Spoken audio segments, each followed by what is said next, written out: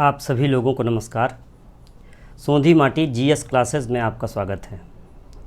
जैसा कि पिछले वीडियोज़ में हमने चर्चा की थी आपसे कि हम सामान्य अध्ययन के अंतर्गत अब एक एक सेगमेंट को लेकर चलेंगे। आज हम अपने पहले सेगमेंट यानी भारतीय इतिहास को लेकर चलेंगे। भारतीय इतिहास के विषय में अब हम इस पर फोकस करेंगे कि परीक्षा में आने वाले प्रश्नों के महत्वपूर्ण सेगमेंट कौन से हैं, क्योंकि परीक्षाएं बहुत तरह की होती हैं। सिविल सर्विसेज में आईएएस पीसीएस की तैयारी के साथ साथ आपको एक समझ भी इतिहास की ज़रूरी है। वो समझ आपको परीक्षा में प्री के साथ साथ मेंस में भी सहायक होगी। और कुछ और एग्ज़ाम होते हैं जो वनडे एग्ज़ाम बोलते हैं, जिनको बहुत सारे लोग इसको देखेंगे अगर वनडे एग्ज़ाम के रूप में, तो वो सीधे सीधे हिट करना चाहते हैं कि उनको ये पता चल जाए कि ये इस प्रश्न का उत्तर ये है और हमको ये तैयार करना है। हम दोनों चीज़ों को लेकर चलेंगे, क्योंकि एकदम से केवल कोर फैक्ट बोल देने से आपको कुछ याद नहीं होगा और केवल व्याख्या करते रहेंगे, हम बहुत सारा ज्ञान बताते रहेंगे आपको अच्छी अच्छी बुक्स, तो उससे भी आपका परीक्षा में एकदम लाभ नहीं होना है। आप अगर अपने को ज़्यादा पढ़ना चाहते हैं तो घर में अपना, मैं बेस बुक की बात कर ही चुका हूँ, मैं और बुक्स सजेस्ट कर दूंगा। उन बुक्स को आप घर पे बहुत अच्छा पढ़ें, थारूली पढ़ें गहनता के साथ, तो आपका ज्ञान निरंतर बढ़ता जाएगा। हम लोग आते हैं अपने पॉइंट पर। भारतीय इतिहास। भारतीय इतिहास के विषय में जहाँ तक बात है तो हम भारतीय इतिहास को 3 भागों में बाँट पढ़ेंगे। प्राचीन भारत का इतिहास, मध्यकालीन भारत का इतिहास और आधुनिक भारत का इतिहास।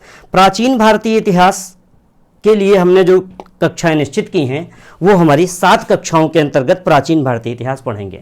हम उन 7 दिनों को कैसे बांटेंगे, उनमें कौन सी चीज़ें शामिल करें कि वो आपके लिए महत्वपूर्ण हो जाए, आज इस पर चर्चा करेंगे कि पूरे भारतीय इतिहास के पाठ्यक्रम को हमको लगभग 30 दिन में अपने वीडियोज़ में ले लेना है। देखिए, 30 वीडियोज़ में सारा इतिहास नहीं हो सकता, इतिहास बहुत बृहत विषय है। आपको सामान्य अध्ययन के लिए उन की पॉइंट को हिट करते हैं हम, जो आपको चाहिए। जो आपको वीडियो से मिल जाएंगे वो तो आपको पढ़ाई हो गई, लेकिन इसके अतिरिक्त घर बैठकर आपको उन्हीं क्लासेस को, उन्हीं वीडियोज़ के साथ जो बेस बुक है, जितने तथ्य हैं जो आप कर सकते हैं उनको आप नोटबुक के साथ में करेंगे। अब हम चर्चा करेंगे भारतीय इतिहास की। भारतीय इतिहास में प्राचीन भारतीय इतिहास के सबसे पहले जो परीक्षा में प्रश्न आता है वो आता है स्रोत से। और हमारा पहला टॉपिक जब हम भारतीय इतिहास पढ़ना शुरू करेंगे, यानी कि नेक्स्ट वीडियो से, आज तो हम पूरी चर्चा करेंगे भारत इतिहास में कितने क्लास लेंगे, किस किस जगह पर पढ़ा जाए। उस पहले वीडियो में हम आज ये चर्चा कर रहे हैं कि प्राचीन भारत के 7 जो चैप्टर होंगे हमारे, उस पहले चैप्टर का नाम होगा प्राचीन भारतीय इतिहास के स्रोत। भारतीय इतिहास के स्रोत को हम 2 भागों में बांटेंगे, यानी कि हमको इतिहास जो पढ़नी है वो मिल कहाँ से रही है। जैसे 1784 ईस्वी में Asiatic Society of Bengal William Jones ने स्थापित की थी। उसके बाद भारतीय इतिहास लेखन, भारतीय इतिहास की सभ्यता, भारतीय इतिहास, बहुत सारा काम किया गया उस सोसाइटी के द्वारा। परीक्षा में यह भी पूछ लिया जाता है कि 1784 William Jones Asiatic Society of Bengal किसने स्थापित की। आपको ये सब भी ध्यान रखना होगा, कहीं कुछ छूटने ना पाए आपसे। हम जब स्रोत की बात करेंगे तो साहित्यिक स्रोत और पुरातात्विक स्रोत के रूप में पढ़ेंगे। साहित्यिक स्रोत में वेद, पुराण, उपनिषद, बौद्ध धर्म ग्रंथ, ब्राह्मण धर्म ग्रंथ, जैन धर्म ग्रंथ या धर्मनिरपेक्ष साहित्य। धर्मनिरपेक्ष साहित्य से मतलब जैसे कल्हड़ की राजतरंगिणी है, आपको पता होना चाहिए कल्हड़ की राजतरंगिणी कश्मीर में लिखी गई है, लेकिन ये भाषा कश्मीरी नहीं है, क्योंकि उस समय सारा साहित्य संस्कृत भाषा में लिखा जा रहा है। जब कल्हड़ लिख रहे हैं तो भाषा संस्कृत है उसकी। इस तरह से पुरातात्विक स्रोतों में हम जब चर्चा करेंगे, अपना लेक्चर लेंगे पुरातात्विक स्रोत पर, तब आपको हम चर्चा करेंगे अभिलेखों की। जैसे जो खारवेल का हाथी गुम्फा अभिलेख है, उसमें भारतवर्ष का पहली बार उल्लेख होता है, एक महत्वपूर्ण अभिलेख हो जाता है। अशोक के अभिलेख हम पढ़ेंगे जो महत्वपूर्ण हैं। हमारी वसुधैव कुटुंबकम की जो परिभाषाएं हैं या अहिंसा की जो कॉन्सेप्ट है, ये सब अशोक के अभिलेखों में भी मिलता है। तो हम जब पढ़ेंगे अशोक के अभिलेख तो बहुत मोटे मोटे क्वेश्चनों को हम लोग उसमें ले लेंगे। अशोक में भी पढ़ेंगे, स्रोतों में भी आएगा, तो आपका ये रिवीजन भी होगा और साथ में अध्ययन भी करते रहेंगे। तो पहला जो टॉपिक होगा हमारा वो पुरातात्विक स्रोत, साहित्यिक स्रोत, सारे विदेशी साहित्य। जैसे आपके वहाँ फाहियान आता है, हर्षवर्धन हुएनसांग के समय आता है, फाहियान चंद्रगुप्त द्वितीय के समय आता है। इन सब पर 2-2 लाइनें। मेगस्थनीज की पुस्तक का नाम इंडिका था, ये स्रोत में ही हमारे आ जाएगा, जिससे कि आपकी तैयारी हो जाएगी। फिर हम दूसरा लेक्चर अपना रखेंगे, दूसरा टॉपिक हमारा होगा सिंधु सभ्यता। सिंधु सभ्यता के साथ हम थोड़ा पूरा पाषाण में भी जाएंगे। नवपाषाण युग में हम खेती करते थे, पहिए का आविष्कार हुआ था, इसकी बहुत कुत्ते को पालतू बनाना सीखा था, इसकी चर्चा कर लेंगे। साथ में सिंधु घाटी सभ्यता का उद्भव कैसे हुआ, पतन कैसे हुआ, इनके जो मेजर फैक्ट्स रहते हैं वही आपसे परीक्षा में पूछे जाते हैं। जैसे सिंधु सभ्यता पर जब हम पढ़ रहे होंगे तो उनके शहरों का नगर विन्यास बहुत अच्छा था, आधुनिक नगर विन्यास लगभग उसी की नकल है।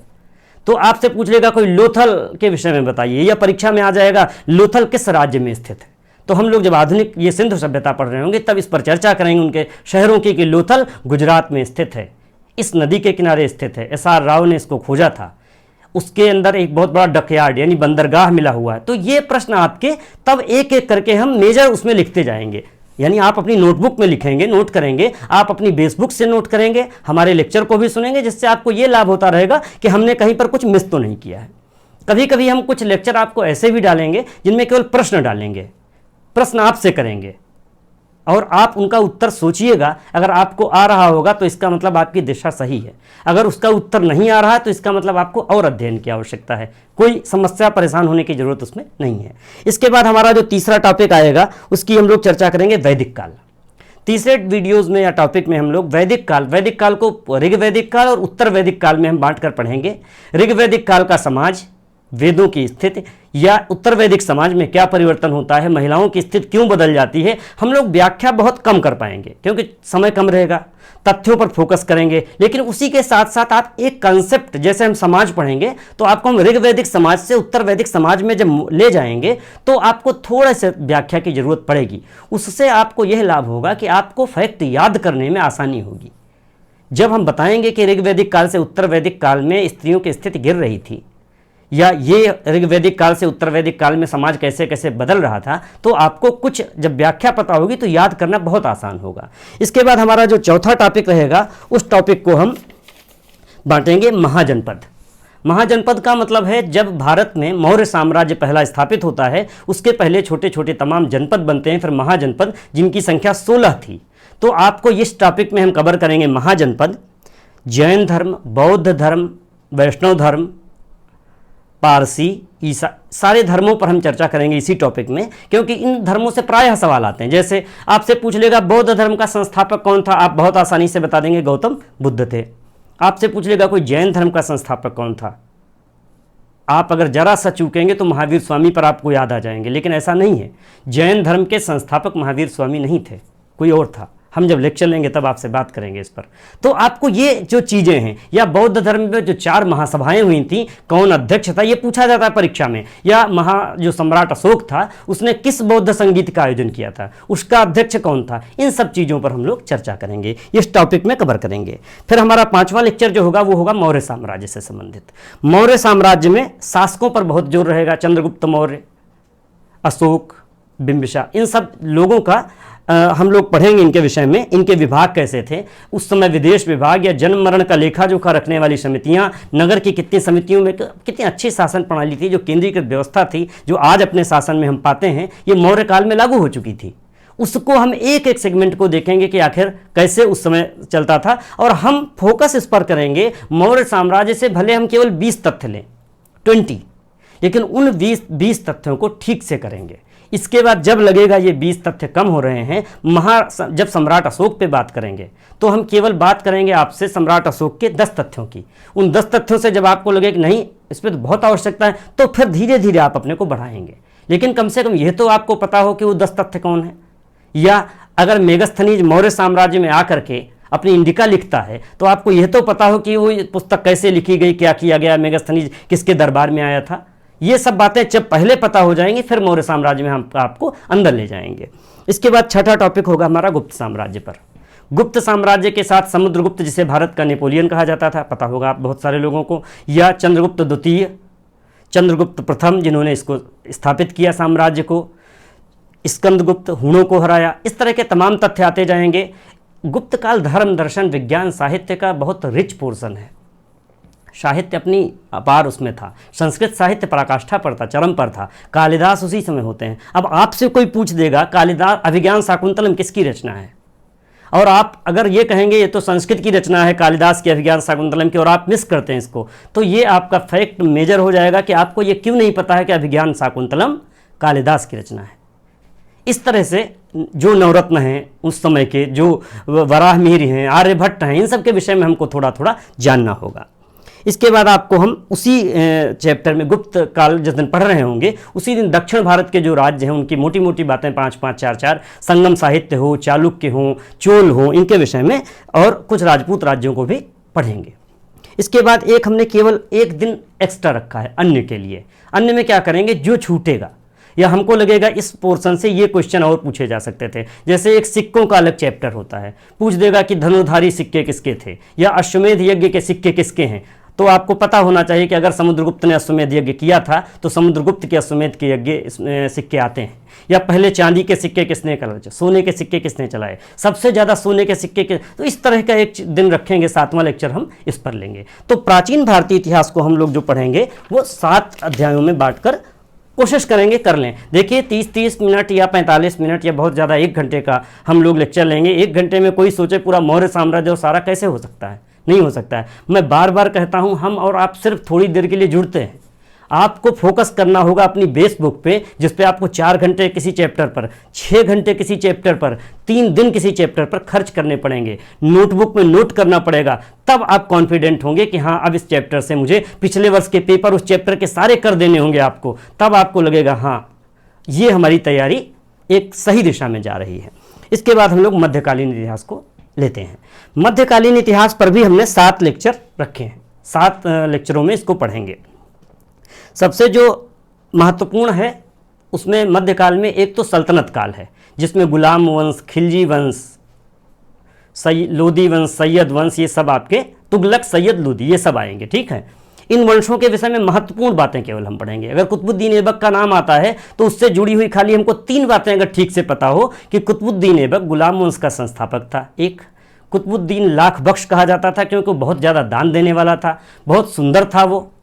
कुतुबुद्दीन कुरान की आयतों की नकल किया करता था। इस तरह से आपको किसी भी अलाउद्दीन खिलजी, जलालुद्दीन खिलजी, मोहम्मद बिन तुगलक, तो इन सब के विषय में हमको मेजर बातें लिख लेनी हैं। इस तरह से सल्तनत में जो गुंबद बने, बलबन का मकबरा कहाँ है, या कुतुब मीनार में कितनी मंजिलें हैं, एकदम प्रश्न आता है, और 3, 4, 5, 6 ऐसे लिख देगा उसमें, आप कंफ्यूज ना हो। तो आपको ये पता होना चाहिए कुतुब मीनार में कितनी मंजिलें हैं, या उसका निर्माण, पुनर्निर्माण किसने, एक बार वो गिर गई, अगर बिजली गिरी और वो टूट गई तो उसके बाद फिर किसने उसका निर्माण कराया, ये भी आपको पता होना चाहिए। या तुगलकाबाद है तो तुगलकाबाद किसने बनवाया होगा। हम लोग सल्तनत का साहित्य, सल्तनत का धर्म, सल्तनत का जो शासन प्रणाली थी, इक्ता क्या था, इस पर सल्तनत काल की चर्चाओं में शेर शाह सूरी एक कितना इंपॉर्टेंट शासक है। सल्तनत और मुगल काल की कड़ी के रूप में हम लोग पढ़ेंगे, देखेंगे। शेर शाह सूरी कहते हैं लोमड़ी की तरह चालाक था और शेर की तरह बहादुर था। तो शेर शाह सूरी पर किसने काम किया, एक कानूनगो बहुत बड़े इतिहासकार हुए, लखनऊ विश्वविद्यालय के शायद वो प्राध्यापक थे, उन्होंने बहुत सारा काम किया उनके ऊपर। अब एकदम इस तरह हम लोग जीएस में वहीं तक रहेंगे जहां तक जरूरत है। जीएस में सबसे बड़ा तथ्य आता है शेर शाह का मकबरा कहाँ स्थित है, और अगर आपको पता है बिहार के सासाराम में स्थित है तो आप अपने को मानिए कि आपको शेर शाह से संबंधित एक बात तो पता थी जो कि काफ़ी इंपॉर्टेंट थी। तो हम लोग फोकस करेंगे शेर शाह की 7 बातों पर। वो 7 बातें अगर शेर शाह की पता चल गई तो उन 7 के बाद 8वीं आपकी इच्छा है। अगर आप वास्तव में अच्छे विद्यार्थी हैं, आप परीक्षा पास करना चाहते हैं, तो आपको 7 से 70 पे जाना होगा और रुचि के साथ। फिर आपसे शेर शाह पर जब कोई कहेगा कि शेर शाह का जो चांदी का रुपया था आज भी भारत की रुपये का आधार है, जो ब्रिटिश का रुपये का आधार था वो शेर शाह का सिक्का बना था, ये सब आपको पता होगा। तब मजा आएगा शेर शाह को पढ़ने में आपको कि वो कैसे लोमड़ी की तरह चालाक था भाई, कैसे शेर की तरह बहादुर था।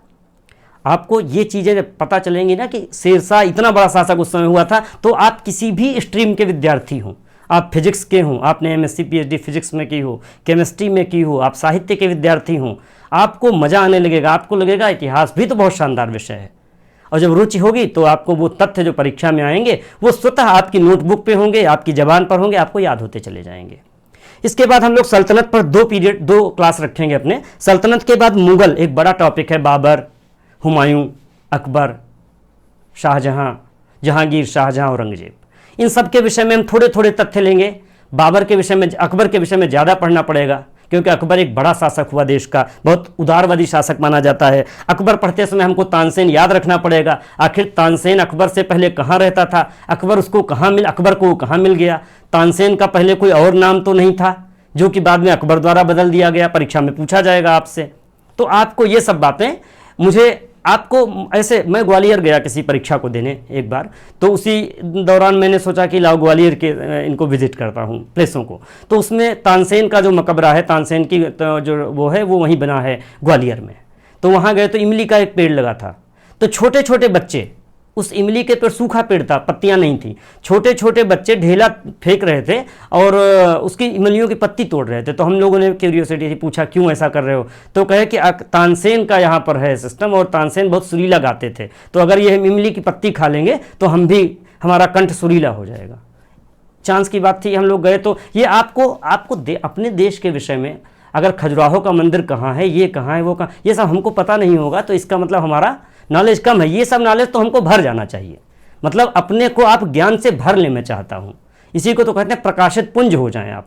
और जब ज्ञान से भरेंगे तो और बहुत सारी जो आपकी फ़ोन है, जो फेसबुक है, जो व्हाट्सएप का फालतू का चैटिंग है, बहुत सारी चीज़ें जो आपका अनर्गल समय जाता है, जो मित्रों के साथ एक्स्ट्रा टाइम, अच्छे वाले समय की बात नहीं कर रहा हूँ मैं, आपका वो स्वतः चला जाएगा। आपको लगेगा कि टाइम कम पड़ गया, पढ़ना ज़्यादा था, चीज़ें ज़्यादा लेनी थी, टाइम कम पड़ गया। तो मैं इसलिए बता रहा हूँ कि आपको ये सब पढ़ना पड़ेगा। इसके बाद हम लोग साहित्य पढ़ेंगे। अकबर को मैंने कहा बहुत महत्वपूर्ण टॉपिक पढ़ेंगे। अकबर में उसने दास प्रथा, तीर्थ यात्रा कर, जजिया, ये सब खत्म किया, इनका क्रम क्या है, अकबर पढ़ते समय अच्छे से करेंगे। तो हम लोगों ने मुगल पर भी 2 लेक्चर रखे हैं, आवश्यकता अनुसार कुछ इधर कुछ उधर हो सकता है, ऐसा नहीं कि ये बिल्कुल एकदम ऐसी लकीर खींची जा रही जिसको हम चेंज नहीं कर सकते।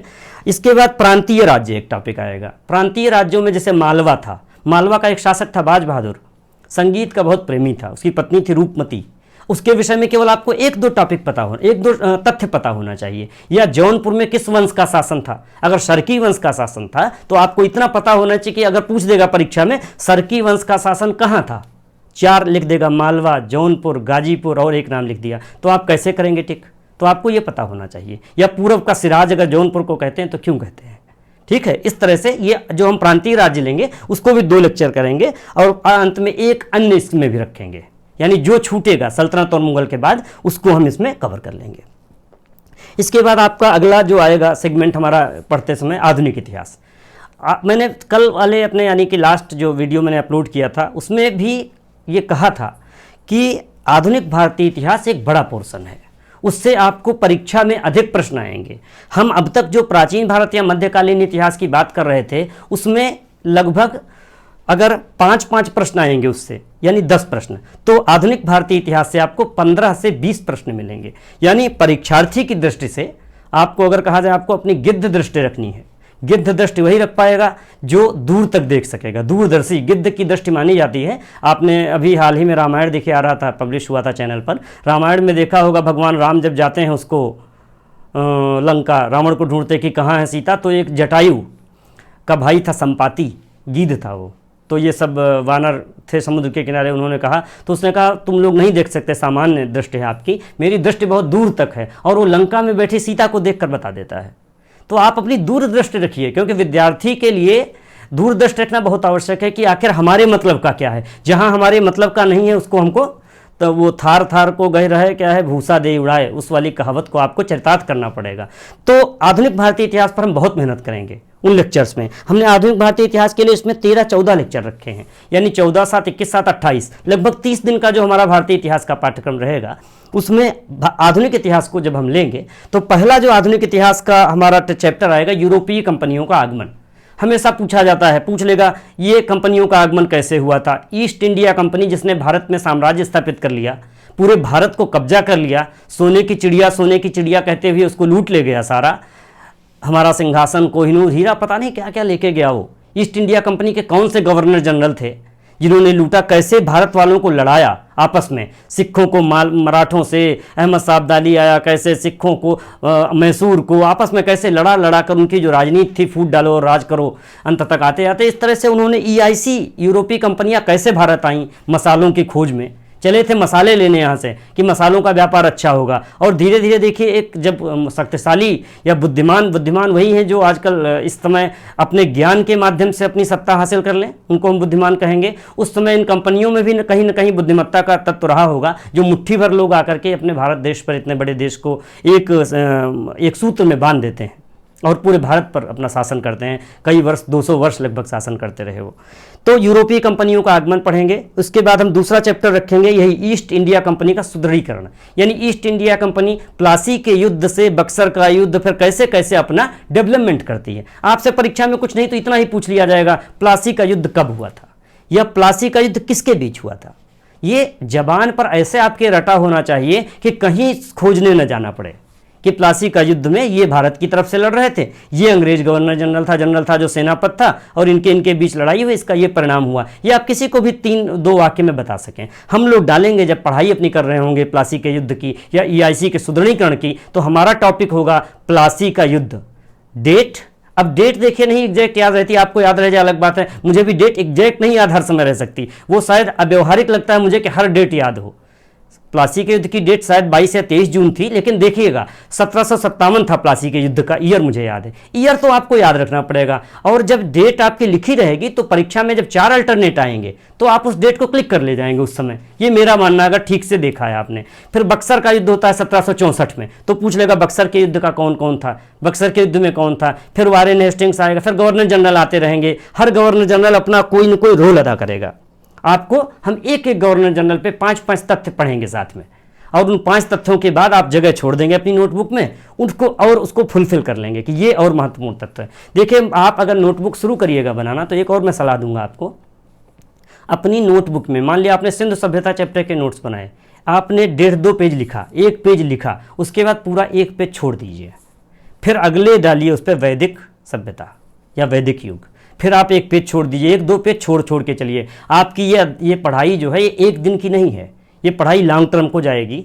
बहुत सारे तथ्य मिलेंगे आपको, तब लगेगा इसमें कुछ और जोड़ना था मुझे, तो आप इसको भी करते रहें। बहुत सारे लोग कर ही रहे होंगे, लेकिन अगर नहीं कर रहे हैं तो जो कोई अगर न्यू स्टूडेंट है, ग्रेजुएशन में आया है या इंटर पास किया है तमाम, तो उस तरह से अपना इस तरह से पढ़ना चाहिए। इसके बाद हम अगला तीसरा चैप्टर लेंगे, 1857 का विद्रोह हुआ।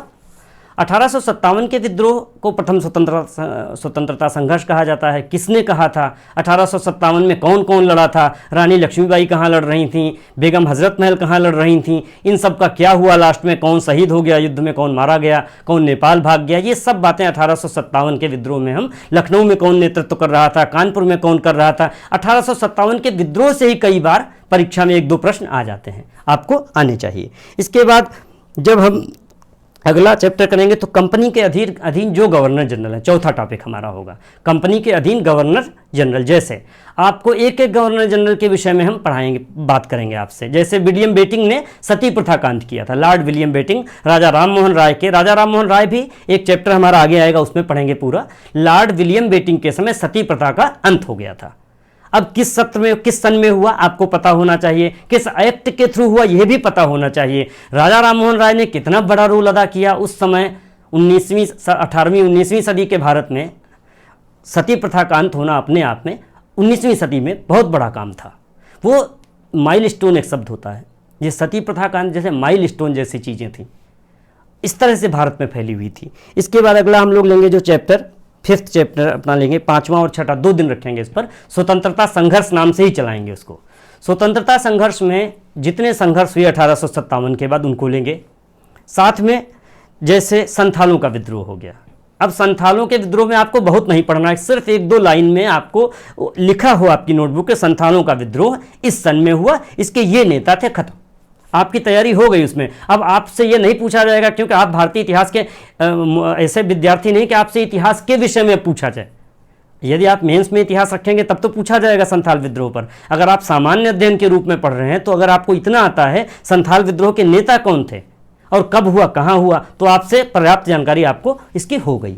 इसके बाद आप और हम करेंगे 7th चैप्टर में कांग्रेस, यानी भारतीय राष्ट्रीय कांग्रेस की जो स्थापना होती है 1885 में, वो भी भारत के स्वतंत्रता संघर्ष में बहुत बड़ा ऐतिहासिक घटना थी। वो 28 दिसंबर 1885 जब कांग्रेस स्थापित होती है कांग्रेस की स्थापना अपने आप में इतनी बड़ी घटना हो गई थी कि फिर आपको एक चैप्टर पढ़ना पड़ेगा। कितने अधिवेशन हुए इसके, पहली बार स्वराज्य कब लाया गया, कौन कौन इसका अध्यक्ष बना, ये देश के किन किन शहरों में होती थी, लखनऊ में भारतीय राष्ट्रीय कांग्रेस कितनी बार आयोजित हुई। इस तरह से हम लोग भारतीय राष्ट्रीय कांग्रेस व अन्य संस्थाओं का अध्ययन करेंगे। इसके बाद फिर हम नेक्स्ट लेंगे 8वां टॉपिक अपना सामाजिक सुधार। बहुत बड़ा अपना महत्वपूर्ण टॉपिक होगा सामाजिक सुधार आंदोलन। बहुत सारे लोगों ने, दयानंद सरस्वती, ईश्वर चंद्र विद्यासागर, राजा राम मोहन राय, बहुत सारे, मैं नाम नहीं ले सकता, इतने सारे नाम हैं उसमें, एनी बेसेंट, इन लोगों ने बहुत सारे काम किए भारत में समाज को सुधारने के लिए। समाज सुधार आंदोलन कहे जाते हैं। समाज सुधार आंदोलन एक चैप्टर रखेंगे। इनके विषय में राजा राम मोहन राय ने ब्रह्म समाज की स्थापना की तो कब की, क्यों की, बस 2 बातें आपको पता हो, या इन्होंने कौन सी मैगजीन्स निकाली, इनकी कौन सी पत्रिकाएं थीं, ये कहाँ के रहने वाले थे, इन लोगों के विषय में इतनी जानकारी हम लोग उन चैप्टर्स में ले लेंगे। इसके बाद अगला जो लेंगे हम लोग टॉपिक 9, 10, 11, 3 टॉपिक में गांधीवादी संघर्ष देंगे इसको नाम। गांधीवादी संघर्ष यानी गांधी जी का जो आगमन है भारत में, आगमन तो उनका 1900 देखना पड़ेगा, मुझे एग्जैक्ट नहीं याद आ रहा है, लेकिन वो अधिवेशनों में भाग पहले एक्चुअली ले जाते हैं। एक बार अफ्रीका से आते हैं यहाँ पर, हम लोग जब गांधीवादी संघर्ष का कर रहे होंगे तब देखेंगे। और फिर असहयोग आंदोलन इनका, सविनय अवज्ञा आंदोलन, भारत छोड़ो आंदोलन, इनके जितने आंदोलन हैं, साथ में पैरेलल जो क्रांतिकारी आंदोलन चल रहा है, जो किसान आंदोलन चल रहे थे, जो भी साथ में समग्रता के साथ, उन सब को हम थोड़ा थोड़ा टच करेंगे। क्योंकि परीक्षा में आपके प्रश्न गांधीवादी आंदोलन से तो आएगा ही आएगा। वो सीधे पूछ ले कहिए कि सविनय अवज्ञा आंदोलन कब से कब तक चला, या दांडी यात्रा जो थी गांधी की कहाँ से कहाँ तक थी, या असहयोग आंदोलन कब समाप्त हुआ, या उसी के दौर में कोई अगर बड़ी घटना होती है उसको पूछ लेगा वो आपसे। तो इन चीज़ों को आपको करना पड़ेगा। इसके बाद आपका जो अगला टॉपिक होगा 12, 13, 14, इसको अन्य में रखेंगे हम, यानी आखिरी के 3 लेक्चर, क्योंकि आधुनिक इसमें जैसे पत्रिकाओं का विकास, प्रेस का विकास, ये सब एक अलग टॉपिक। 1878 में लॉर्ड लिटन ने वर्नाकुलर एक्ट पास किया। वो भारत के प्रेस का एक बहुत बड़ा काला अध्याय था। क्यों था, बस हम लोग 2 लाइन में जानेंगे। और आपसे अगर कोई पूछेगा कि 1878 में वर्नाकुलर एक्ट किसने पारित किया, तो आप लॉर्ड लिटन बता पाएंगे। इस तरह से हम लोग अन्य में रखेंगे और अपना आधुनिक भारतीय इतिहास को कंप्लीट करेंगे। तो हमारा कंक्लूजन ये है कि भारतीय इतिहास में प्राचीन, मध्यकालीन और आधुनिक भारतीय इतिहास, तीनों सेगमेंटों को एक उसमें देखें अगर, तो हम जो आपसे चर्चा करेंगे वो लगभग 30 लेक्चर में करेंगे। 30 वीडियोस हमारे होंगे आपके लिए, लेकिन उन 30 वीडियो से आप केवल परीक्षा नहीं बीट कर पाएंगे। वो 30 वीडियो आपको थोड़ा स्फुरलिंग जिसको कहते हैं, वो आपको उत्तेजना आप में पैदा कर सकते हैं, आपको शुरुआत करा सकते हैं। आपको ये लग सकता है कि हाँ ये शुरुआत हो गई, अब तो मैं इसको बढ़ा ले जाऊँगा। तो उन 30 वीडियोस के माध्यम से हर लेक्चर का मेरे साथ अगर आप चलेंगे, तो मैं चाहूँगा कि जिन लोगों की परीक्षा जल्दी, उनको तो अपना काम अलग करते रहना चाहिए, क्योंकि मेरे साथ तो ये बड़ा देर तक चलने वाला है टाइम टेबल। मैं ये फिक्स करके नहीं चल रहा हूँ कि मेरा टारगेट ये परीक्षा है। जो व्यावसायिक चैनल हैं, जो लोग कोचिंग के रूप में स्थापना करते हैं, वो लोग उसको निश्चित कर देते हैं कि भाई मेरा एक ही काम है, एक ही सूत्र है बस, कि मुझे सितंबर में मान लिया आगे पीसीएस एग्जाम होना, आगे आईएएस एग्जाम का डेट है, या ये बीईओ का डेट है, या टीटी कोई डेट है, उसके हिसाब से चलते हैं। तो मैं वैसे नहीं चल सकता। मैं आपको बहुत स्मूथली ले जाऊँगा, आपको अध्ययन को बढ़ाता रहूँगा आपके साथ। और जब मेरा ये सेगमेंट कंप्लीट होगा, तो आप अगर मेरे साथ काम करेंगे, तो आप एक अच्छे विद्यार्थी के रूप में, अच्छे कंपटीटर के रूप में स्थापित हो जाएंगे। इसमें मुझे कोई संदेह नहीं है। और अगर कोई आपकी क्वेरी होगी तो आप कमेंट में डाल सकते हैं, मैं उसका प्रश्न का उत्तर भी देने का प्रयास करूंगा आपको। आपके उज्जवल भविष्य की बहुत सारी आप सभी को शुभकामनाएं।